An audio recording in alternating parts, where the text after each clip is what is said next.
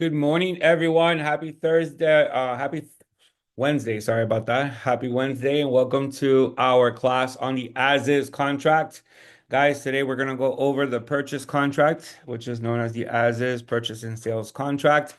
We're also going to touch base a little bit on some addendums and disclosures that you'll see when we're in a transaction with a buyer. If you have any questions, please feel free to ask questions, guys. Thank you so much for joining us. Let's go ahead and get started right away. All right, so we will need Form Simplicity. We will need access to this program, which is Form Simplicity. We will also need access to, of course, the MLS. All right, we can find the as-is contract together with all of the supporting documents, all of the addendums and disclosures inside of Form Simplicity. So the first thing I actually want to do in this class is show you where these documents are located and how you can find them. So inside of Form Simplicity, you do have blank forms. All right. Inside of Form Simplicity, you have blank forms. This allows you to look for any form by searching. You also have the ability to tap into our broker packages. And inside of our broker packages, you will see the buyer's package, which also contains the as-is contract. All right, so when you go into blank forms, you have your forms in alphabetical order. These are all the Florida forms. These are all the forms by the Florida Realtors and its attorneys. And right here in alphabetical order, you will find the as-is residential contract for sale and purchase. Now, you can also find it by searching. So on the upper right corner, you guys can always just put in as is and then just hit search and you'll find it right away. And as I mentioned before, you can find it inside of the forms packages by clicking on forms packages and going into the buyer package, and you'll find the as is contract for sale and purchase right here. All right, so there are many ways for us to find the as is contract. Now, in today's class, what we're going to do is we're going to practice how to prepare an as is contract and go through the entire contract itself. So for practice purposes only, I'm going to go into the MLS and we're going to choose a property that we want to place an offer on. So let's make believe that our buyer is interested in this property and we want to go ahead and prepare an as-is contract. So of course, we're going to locate the Form Simplicity logo that's above the images of the listing, and we're going to go ahead and click on Form Simplicity. And that's going to go ahead and tap into Form Simplicity and auto-populate all the information right away into the contract. All right. So right here we have the listing information and we are missing the seller's information. So we can always plug in the seller's information by going back to the MLS listing, opening up IMAP. So we're going to go ahead and click on that IMAP logo and we're going to show you who owns the property. All right. No owner on file. So this is going to be difficult. Let me go ahead and see if Miami-Dade County has an owner on file. All right, so I chose a property that we're gonna have Not to to. not to cut you out, Robert, but in a situation like that, what do you do? Say, for example, you go there and there is not an owner on file. I was about to explain. I was about to explain. So, Okay, okay. this means that the owner has pretty much locked their information private. So they kept their information private. It could be a law enforcement officer, it could be someone that works for the government, or it could be, you know, someone who just decides to remain private. So in this case, you're gonna have to go owner on record and put it on the contract itself. Owner on record. All right. You can always contact the listing agent, of course. You know, you can contact the listing agent and say, hey, listing agent, what's the name of the owner? And they'll tell you. Okay. Um, you know, can't find it in IMAP, can't find it in public records in Miami-Dade County, then um we're gonna have to call the listing agent. I see, for example, two things that interest me. The last transaction was in 2013, and the grantee, which is the buyer, is Tatiana Felix, as you can see right here, Tatiana Felix. I also see that there is a phone number here and it belongs to Tatiana Felix. So I am putting those two things, and I am assuming at this point that Tatiana Felix is the owner of the property. All right. But I'm gonna, I would double check with the listing agent. All right. So let's say we already have the owner's name. We're gonna come back over here and we're gonna go ahead and put in Tatiana Felix is the owner of the property. All right. Next up is we're gonna put in the purchase price. So this property is listed currently right now at 679.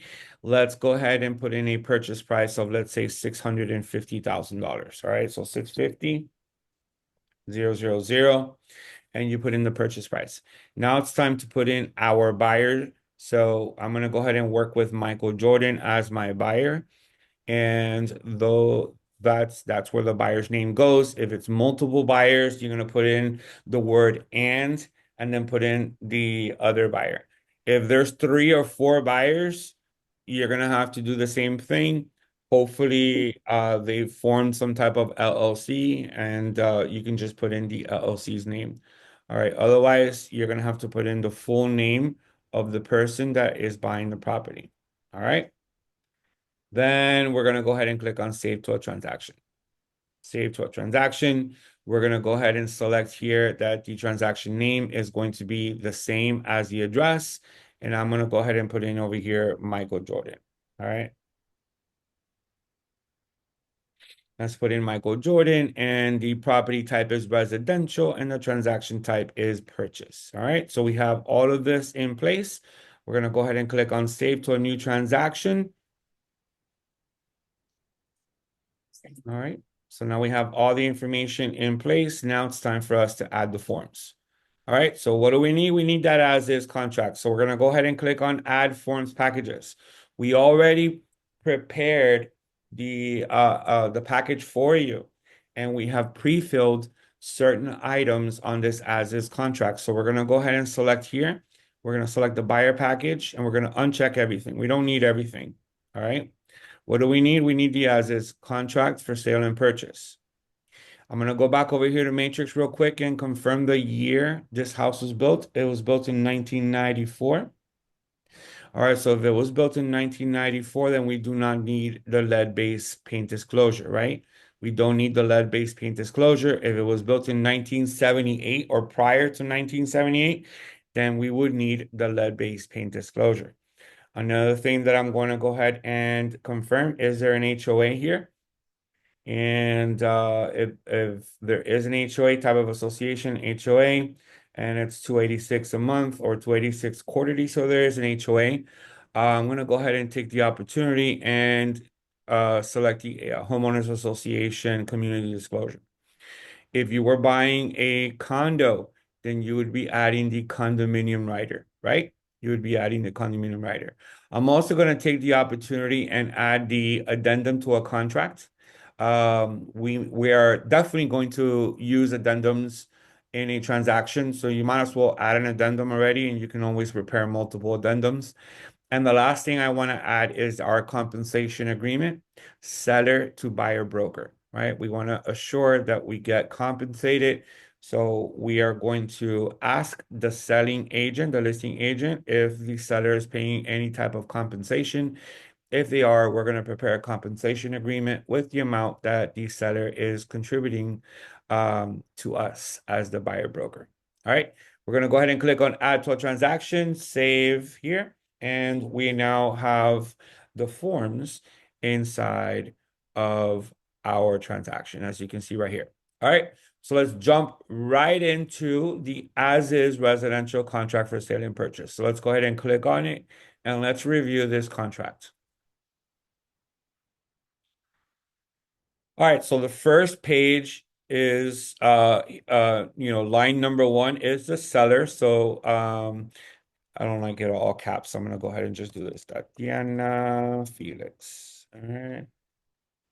So we're gonna go ahead and put in here Tatiana Felix is the seller, and the buyer is Michael Jordan. Then we have here the address of the property, property description. We have the folio number, which is the tax ID number, and we have the legal description.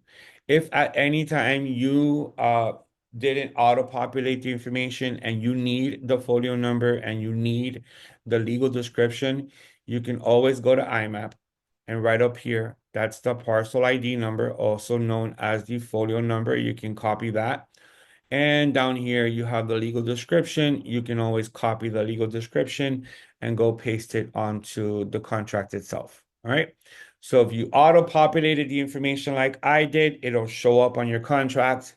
If you did not, if you did not auto-populate the info, you can always copy it from IMAP and place it inside of the contracts. All right. So line number 21, other personal property included in the purchase. All appliances is already fixed in here.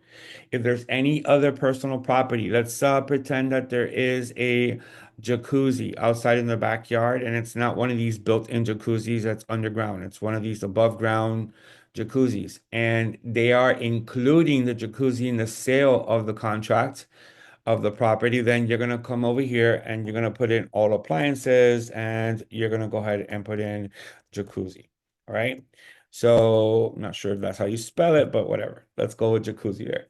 It's definitely not how you spell it. I think I'm missing a C. All right. Anyways, you guys get the picture, right? So any personal property that's included. Let's say they're letting you keep the furniture. Then you're going to come over here and put in here all furniture is included in the sale. Let's say this property is on the water and they have a boat that they're going to throw into the sale of the property. Then all personal property, right? That's what personal property is. If it's uh built in, you know, closets or things like that that they built into the property, that's part of the property. It's built in. All right. So this line is for personal property. The following items, so line 24, the following items are excluded from the purchase. So let's say that all furniture and all personal property is included, right? All appliances, all furniture is included. However, they would like to keep their artwork. Then, you're going to come here and you're going to say the following items are excluded and you're going to write it here. Okay. Any questions so far? We're good? We're good. Awesome. All right, line 27, purchase price. Of course, $650,000 is auto-populated into the contract. The next line, which is the initial deposit. All right, we're gonna go ahead and put in an initial deposit of $10,000. So $10,000 is the initial deposit, which is due within 3 days after the effective date. Okay. So let's say this contract gets signed today. Then it starts tomorrow. The clock starts tomorrow. So tomorrow would be the first day, right? Friday would be the second day, Saturday would be the third day. If the third day falls on a weekend, then it goes all the way to Monday. So Monday would be the third day that the buyer has to put the money in escrow. Okay. You can definitely change this. You don't have to say 3 days. You could put in 5 days. You could put in 7 days. You can work this. If you leave it blank, it defaults to 3 days. So if you leave it blank, it defaults to 3 days. And then line 33, the escrow agent. So if you are using our title company, it is Marina Title. All right. If you're using another title company to hold escrow, then you're going to put in here the other title company's escrow name, and then their address. I'm going to go ahead and put in Marina Title's address. I'm going to put in their email and I'm going to put in their phone number. All right. So make sure that you put in who's going to hold escrow. And that's the information of our escrow company, Marina Title, and their address, their phone number, and their email address. Line 36 is additional deposit. If your client is going to make an additional deposit, then you're going to go ahead and say an additional deposit is due within, if you leave it in blank, it defaults to 10 days. Now, as a default, In our as is contract, we've gone ahead and filled in 12 days.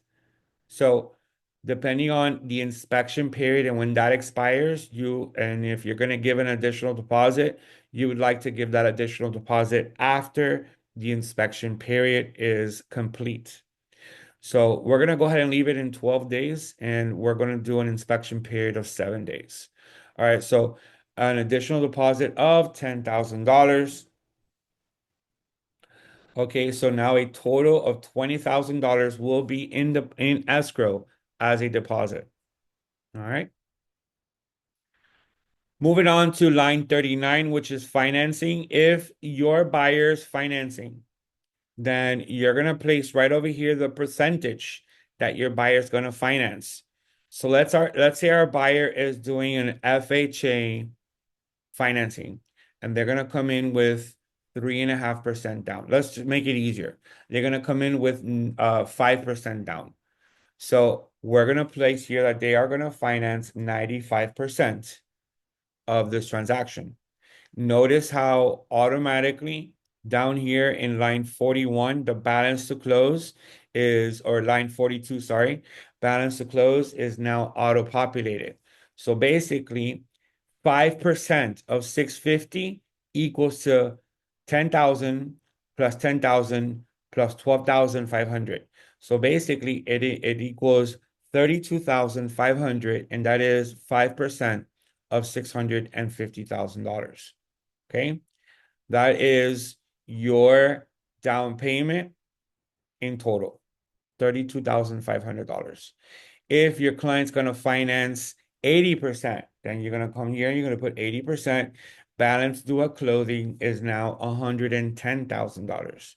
Now, guys, this balance is not including closing costs. Notice, not including buyer's closing costs, prepaid or prorations. Okay. This is just the balance to close for the sales transaction, right? Now, if your client is buying cash, then here in line 39, instead of putting in, 5%, 10%, you're going to put in 0%. And when you put in 0%, and it's going to go ahead and auto-populate the remaining cash to close, which is $630,000.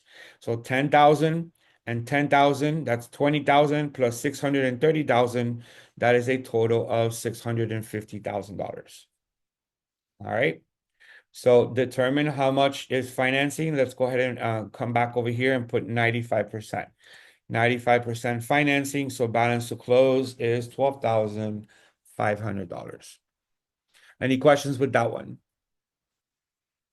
We're good. Can keep on going. Yes. All right. So time for acceptance. All right. Normally, you guys don't want to give them more than 3 days to think about it. Let's be aggressive.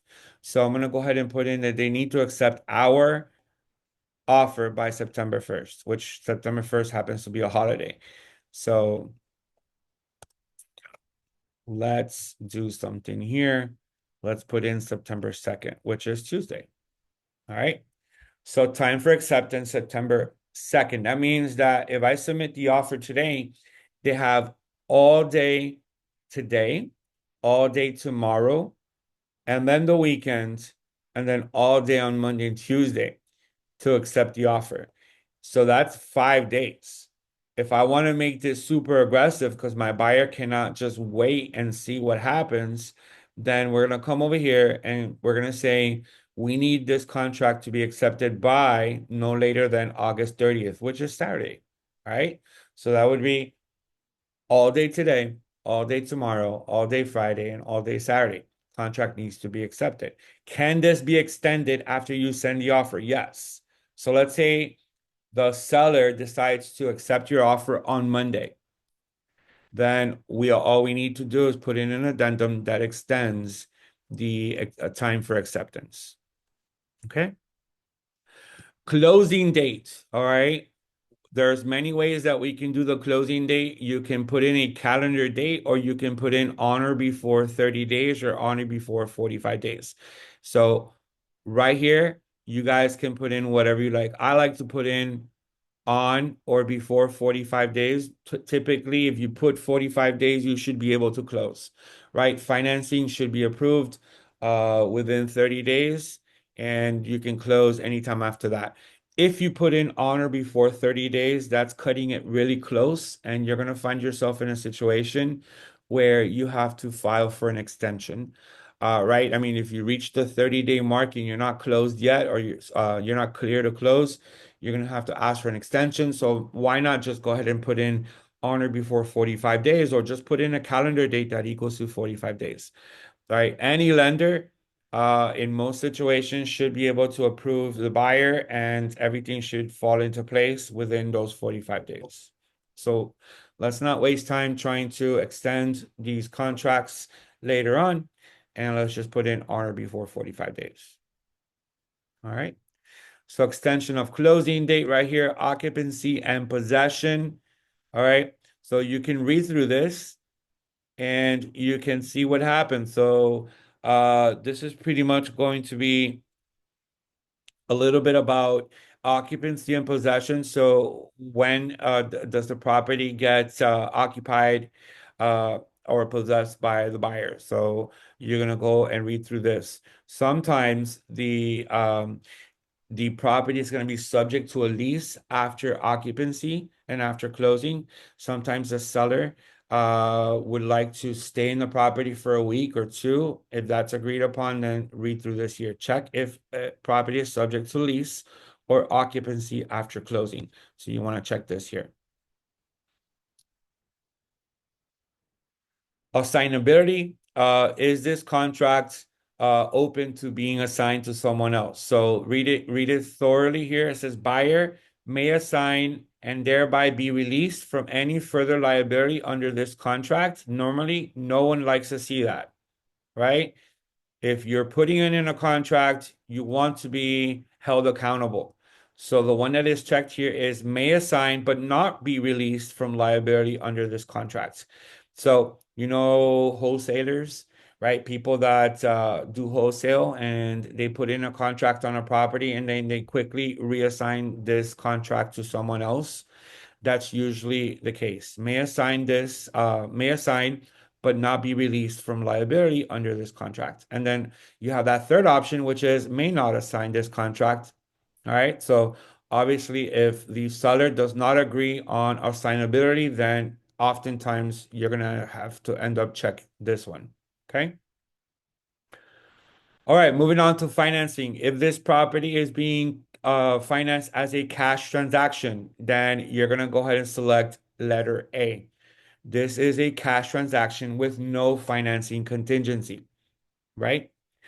And if this property is going to be financed, then you're going to check letter B. So this contract is contingent upon within 30 days. And if you leave it in blank, it does default to 30 days. So within 30 days after the effective date, we need the loan to be approved. That is also known as the loan approval. So as I mentioned before, if you give your contract a 45-day closing time period, the lender should have enough time to approve this loan within 30 days. If you get to the 30-day mark and the loan approval has not yet occurred, then you're going to have to file for an extension on the loan approval period, right? You're going to have to put in an addendum that says loan approval, seller or buyer agree to extend the loan approval by 7 days, and have everyone sign it. So right here we have 30 days for loan approval. What type of financing are we doing? Conventional, FHA, or VA? So we already mentioned that we're in this scenario pulling in an FHA financing. So we're going to go ahead and check FHA. This line right here talks about the term. So the buyer's applying for a 30-year term on financing. If they're applying for a 15-year term, then you're going to put in 15 years. If you leave it in blank, it does default to 30 years. All right. And then this line right here, buyer shall make application for financing within 5 days. If you leave it in blank, it does default within 5 days. So what this means is that they should already come pre-approved, right? You're normally shopping with your buyer and they already have a pre-approval. So it should be a very quick process to get the financing application started right away. So it needs to occur within 5 days after the effective date. If they take longer than that, then chances are you may not meet the 30-day loan approval period. So it is extremely important that we have pre-approved buyers. So all we need to do is send the contract over to the lender and let them get started on the loan application. All right. Then we're going to go ahead and push through this here. We have closing costs, fees, and charges. All this is just a very simple explanation. Title, evidence, and insurance. All right. And then right here we have, the Miami-Dade Broward regional provision. If your transaction occurs in Miami-Dade and Broward County, you are going to check Miami-Dade Broward regional provision. This means that the buyer shall designate the closing agent. So the buyer shall pick the closing agency and pay for premiums for the owner's title policy. If the seller, for whatever reason, decides that they want to go with their title company and they want to do the entire transaction, meaning that your buyer is also going to be represented by the seller's title company, then the seller is going to pay for the title insurance, right? The title policy and the title insurance. And this line, 172, will be checked. Seller shall designate closing agent and pay for owner's policy and charges. And if this transaction falls outside of Miami-Dade and Broward County, and the buyer is going to uh, select the title company, then you're going to check line 174. Buyer shall designate closing agent and pay for owner's policy, charges, and premiums for the title policy. So once again, 172 if the seller is going to choose the title company, 174 if the buyer is going to choose the title company outside of Miami-Dade County. And if it is in Miami-Dade County and Broward, sorry, Miami-Dade County and Broward, then you are choosing line 176. All right, guys. Then we have survey here. A survey will be ordered by the title agency. All right, and it needs to be ordered at least 5 days prior to closing. The land surveyor will go out and perform their land survey. They're going to secure the property lines, make sure everything works. And then right over here, we have home warranty. All right, choose here at closing, buyer or seller or does not apply, shall pay for a home warranty. We have selected here, does not apply. Special assessments, guys, we have selected here that the seller shall pay in full. Read it. Seller shall pay in full prior to or at the time of closing any assessments allowed by the public body to be prepaid. All right. So make sure this is checked. Then there's letter A that says seller shall pay installments, pay the assessments in installments due prior to closing, and then the buyer shall continue the installments after the closing if it's allowed. If it's allowed. All right. So make sure that we lay the responsibility on the seller to fully pay for the assessments prior to closing. Of course, if it is agreed on that the buyer will take over the monthly payments on the assessments, then you are going to check letter A. And then it talks about here radon gas, permits and disclosure, mold, flood zone elevation certificate. Over here, it talks about lead-based paint, homeowners association community disclosure. And then we have over here foreign investment in real estate tax or the FRIPTA, which our title company had a class yesterday on the FRIPTA. And then we have seller's disclosure, which will be given to you, the buyer, at some point during the initial phase of our transaction. All right, right here we have property inspection. This is line number 260. All right, paragraph number 12. Read it carefully. Property inspections and right to cancel. Buyer shall have, and we're going to go ahead and switch this over to 7 days. Let's be a little aggressive. Let's show the seller that we're interested. All right. So the buyer shall have 7 days. If you leave it in blank, it does default to 15 days.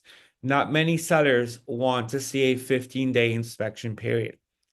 So a 7-day inspection period should be sufficient. Now, if you guys want to put in 10 days, that's fine. You can put in 10 days. So during this inspection period, the buyer has the right to order an inspection on the property at their right at their cost. So at their cost.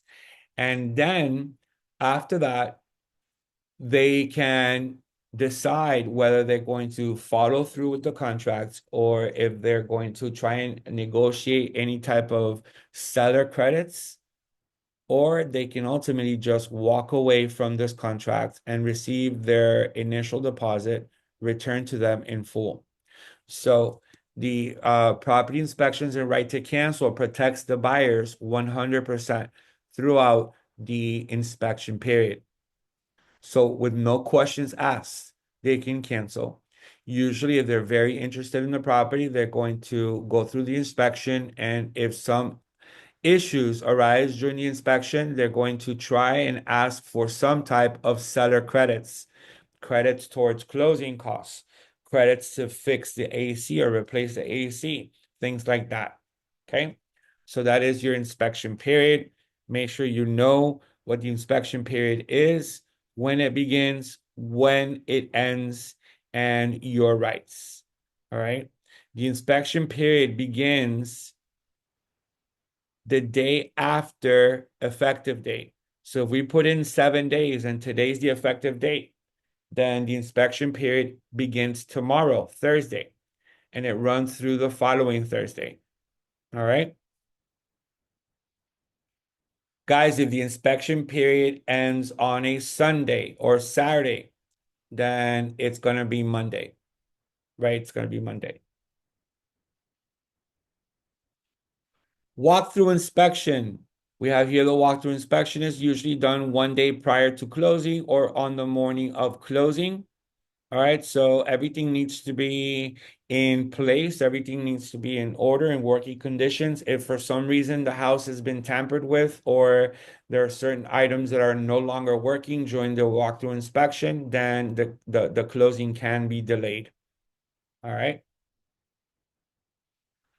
All right, so let's move on to the bottom of our as-is contract and let's go and look at page number 11, right? Page number 11. In page number 11, you're going to disclose what other addendums or additional terms you're going to include in this sales transaction. We have checked already the seller's agreement with respect to buyer broker compensation. Remember, we checked the buyer compensation, so that's already here. You are going to also receive the seller's property disclosure and flood disclosure from the buyer. So you're going to also check this one. What else is going to be included? Well, this is inside of a homeowners association. So we're going to go ahead and include the homeowners association disclosure. All right. Homeowners association, we're going to go ahead and include that one. Is this an FHA deal? It is. So this is subject to FHA financing. We're going to go ahead and select that one. It is not necessary to include an FHA appraisal contingency because every FHA financing transaction is subject to appraisal. Every FHA financing is subject to appraisal. So you might not even see the FHA VA financing disclosure. All right. But let's go ahead and include it.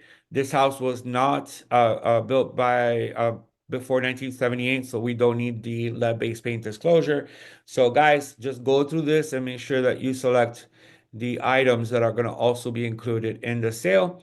Then we have over here additional terms. We have built here buyer will pay $495 transaction broker fee to Elite Ocean View Realty at closing.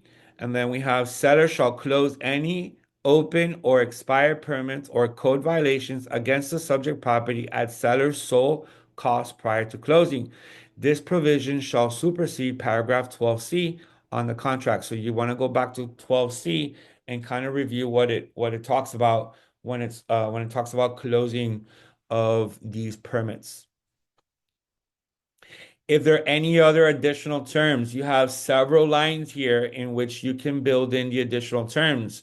This is on the initial contract, so you don't have to submit a contract with several addendums. You can just come over here and you can put in an additional term. So let's say you agreed that the seller is going to contribute $10,000 at closing. Then you're going to put over here number three, because this is the third term. And then we're going to go ahead and put in seller to contribute $10,000 credit to buyer at closing. You can build it in to the additional terms.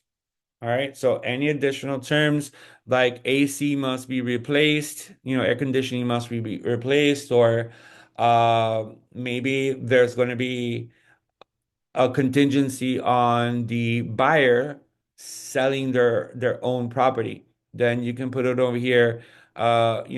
This purchase agreement or this purchase contract is contingent on the sale of the buyer's current property. And then you can put in the buyer's current property address. Okay.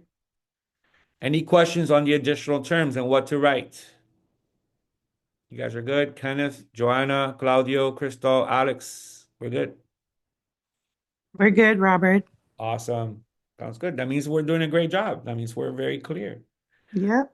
All right. So then we're going to move on to the last page. Of course, this is where all the signatures happen. Make sure your buyers sign here clearly.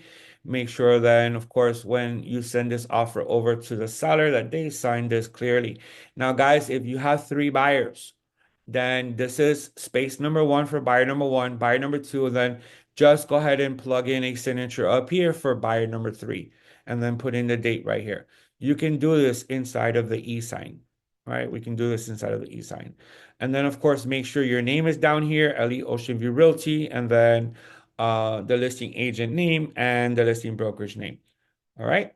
That is your as-is contract. We're going to go ahead and click on save.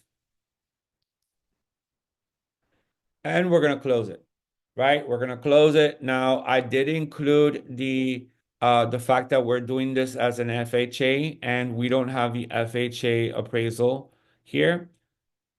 I'm going to go ahead and show it to you, although it's not really required. Remember that every single FHA contract is subject to appraisal. So I'm going to come over here and I'm going to search for the FHA addendum here in the blank forms. And we're going to come over here and we're going to select FHA. All right, we're going to go ahead and hit search.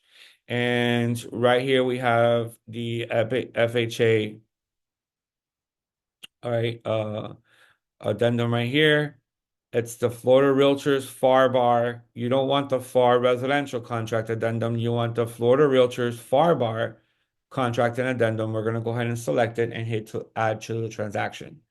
So let's open it up and let's show you. It's a very simple procedure here. All right, this is between Tatiana Felix and Michael Jordan. We need the buyer's initials here. We need the seller's initials here. Inspection and appraisal, right? Any repairs, not to exceed a dollar amount. So if you want to go ahead and put in any repairs, not to exceed a dollar amount, you can put it in there. And then check if applicable. It is applicable. We are doing FHA financing. And this must appraise at the purchase price. Right? So $650,000 is the purchase price. Appraisal must appraise at 650 in order for us to move on with the transaction. What happens if it appraises at $625,000? So there's a $25,000 gap. Well, at that point, since we have FHA and we have an appraisal of 625, that $25,000 needs to be taken care of some way or somehow. Either the buyer comes out of pocket with the 25,000 or the seller reduces the purchase price by 25,000 or they agree to meet halfway. If the buyer says, "Hey, listen, I'm gonna go ahead and put in an extra $12,000," and the seller is gonna bring it down by $12,000, and now we are, agreeing on moving on with the transaction.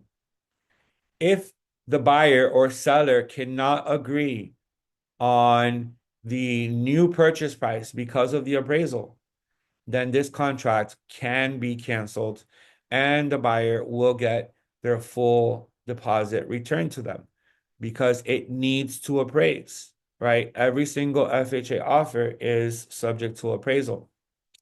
All right, so make sure that everything is initialed and signed, and we have our FHA addendum. Guys, what if it's a conventional loan and there's an appraisal contingency? All right. If there's an appraisal loan and there's an appraisal contingency, it pretty much works the same way. You can come over here, add blank form, spell appraisal over here, search for it, and it's the appraisal contingency, Florida Realtors FAR bar appraisal contingency. This one, I'm going to go ahead and select it and add it. This one is actually going to ask you for a date. You see, lenders have all the way up until loan approval day to order and inspect an appraisal. But when you are doing conventional, then there must be an appraisal performed by a specific date. So that's the difference here. We have to put in here a specific date on or before, and let's go ahead and say that this appraisal needs to happen on or before the 17th of September, and it needs to equal 650,000. That's the difference, right? If you leave the date blank, it needs to happen at least 10 days prior to closing, right? So if we have our 45-day period, then this appraisal needs to happen at least 35 days from effective date. All right. Don't send too many offers with an appraisal contingency if the market is favoring the sellers because it's not going to get considered. If the market favors buyers, then you have a better shot of getting your offer accepted if you send an appraisal contingency. All right. Now, what happens if you do not send an appraisal contingency in a conventional loan? In a conventional loan, and you do not make the property subject to appraisal. Well, remember that $25,000 gap? Your buyer is now responsible for making up the difference. All right, because you did not make it contingent to an appraisal. So very important, if you want to protect your buyer and they are doing a conventional loan, that you also submit an appraisal contingency to protect them. Because if there happens to be a very large gap between purchase price and the appraisal value, your buyer is automatically they need to come up with the additional $25,000, to come up with that gap or somehow find a way to negotiate a price change or risk losing their deposit. Okay. All right, guys. The last item I'm going to go ahead and show you here is the HOA community disclosure right here. We're going to go ahead and open that one up. And since this property is inside of an HOA, you're going to need an HOA community disclosure, buyer's initials, seller's initials, and the name of the community right here, right? And the amount that is being paid monthly. All right, so you will be obligated to pay assessments to the association. Assessments may be subject to periodic change if applicable. The current amount is, let's say it's $150 a month. You're gonna put in here 150 a month per month. Now, the word assessment, right? It scares you. You think that maybe this is like a special assessment, but no, this is an assessment. The assessment is your monthly payments. All right, it's your monthly payments. Now you have over here in line three, special assessments. All right. You will also be obligated to pay any special assessments imposed by the association, such as such as special assessments may be subject to change if applicable. The current amount is, so let's say there is a special assessment of I don't know, $20,000 over a 5 year period. And they went ahead and made it out to $250 per month. So you're gonna put over here $250 per month, and that would be for your special assessments. All right. Down here, we have payment of any fees. Come here and put in any association fees. So again, it'll be $150 per month. All right, so we have $150 per month, and there it is. Now, guys, read letter C. Seller shall pay prior to closing all fines imposed against the seller or the property by the association which exists as of the closing date. So any fines or any fees that were imposed before the closing date, and any fees the association charges to provide information about the property assessments and fees. So you have over here, that's letter C. Letter B is if special or other assessments levied by the association exist as of the effective date. Once again, prior to the effective date, prior to the contract effective date, or any assessments are levied after the effective date and prior to the closing. So this is after the effective date, but prior to the closing, and are due and payable in full prior to the closing date, then the seller shall pay all such assessments prior to the closing or at closing. All right, if any special assessments may be paid in installments, then the seller shall pay the installments which are due before the closing date, prior to or at closing. Check who pays them. The seller pays them. The seller pays them. If, for whatever reason, you check buyer, right? It says here, if you left blank, then buyer shall pay installments due after the closing. So the seller continues to pay their installments up until closing. And then after the closing, the buyer will continue to pay in installments. So you need to check B if the agreement is that the buyer will continue to pay the assessments after closing. But if part of your sales transaction is that you negotiated that the seller is going to take care of the special assessments, then this must be marked. Seller shall pay, right, the special assessments. Read authority, guys. It exists also in the condo writer. So if you are buying a condo, there's a section for the special assessments as well. And uh, where you would mark who is responsible for the special assessments. All right. I did mention that that was the last agreement I was going to review, but I'm actually going to review one more, and that's the addendum to a contract. The addendum to a contract is going to probably be needed several times during your transaction. So it's very simple. It's going to be addendum number one in this case. You're going to go ahead and put in number one with the effective date of, let's say it was yesterday, right? Let's say the effective date was yesterday. And then this is between Tatiana and Michael Jordan, the property address, and then any additional terms or changes to the transaction must be stated in the space provided. So let's say that we're going to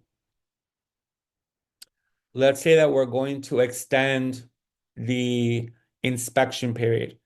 All right. We're going to put in here number one, seller and buyer agree to extend the inspection period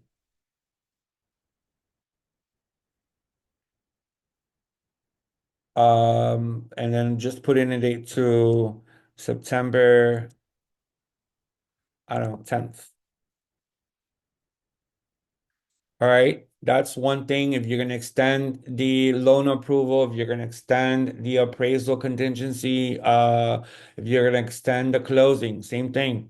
If the seller is going to give an additional credit, right? Let's say the inspection happened and the AC needs to be replaced, and we negotiated that the seller is going to give back $5,000 for the AC.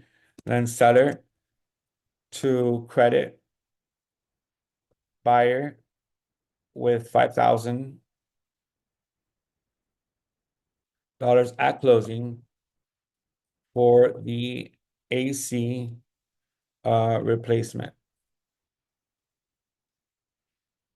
All right, and then you just continue on and on and on until all of your addenda or sorry, terms are finished. Always finish it out like this, right? Always finish it out like this. All other terms and conditions of this contract remain the same. All right. Don't put in all other terms and conditions of this transaction remain the same. No, this is an addendum to the purchase contract. So all other terms and conditions of this contract remain the same. All right. Then, of course, you're going to have your buyer sign it, send it over to the seller. Seller signs it. And now you have an official addendum with these additional terms added to the purchase. All right. So, guys, make sure that you know how to look for the addendum to a contract and what to fill out. Make sure that you fill these out prior to any expiration periods, right? You don't want to reach the expiration period, then it'd be your fault and the buyer's held liable. So let's make sure that we do this with plenty of time. All right.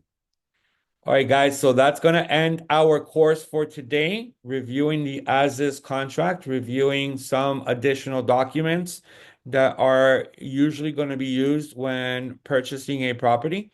Does anyone have any questions before we end our program today? No questions? Nope. Awesome, guys. So I did record our session. I'll load it into our YouTube channel so you can rewatch it.